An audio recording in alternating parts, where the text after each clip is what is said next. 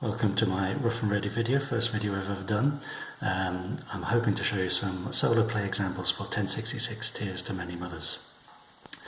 I'm just going to go through a few examples. I've got the game set up here at the start, so you can see we're on the first objective, Halley's Comet. The Norman foe cards are set up as per the instructions. I'll be playing as the Saxons, and I've decided to place my leader in wedge 2, same wedge as the Norman foe cards, but you can place it in either. I have my 4 starting cards here, so I think we'll start on with the game. We are, of course, in round 1 at the beginning of the game, and as you'll see from the resource grid, the Norman foe, or the foe each, whichever side you're playing, in round 1 they do no card draw.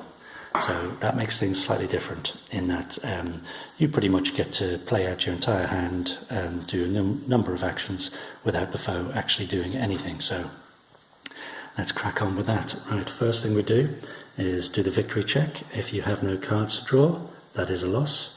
But we have plenty at the beginning of the game, so the next thing we do is draw cards. First you discard down to 6, no need to do that, and then you draw 2.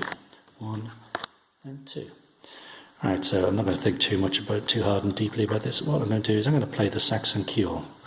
He costs 1, as you can see from that red rosette, and I'm going to place him in wedge 2. Now, to pay for him, I'll have to generate resources, and I'll discard a card by getting rid of English spies. Why not?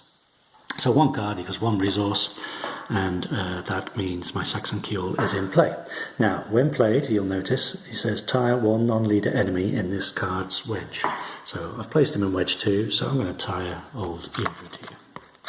He is now tired for this round. Now, normally what would happen, play would go to the Norman foe, but in the first round, of course, they do no card draw, so its play returns to the player.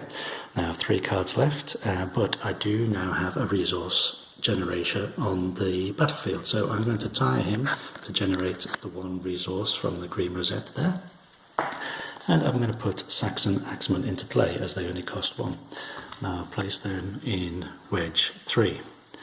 Just there, so that's them. Then again, normally pass back to the Normans, but no card draw, so back to ourselves here. 3 cards left to play with. Now, Wiggott is a 0 cost card, so let's throw him out as well, and he goes there. Play would normally go to the Norman foe, but no card draws, so passes back. And on this occasion, I'm actually going to pass. I've got 2 cards left, could still do something, but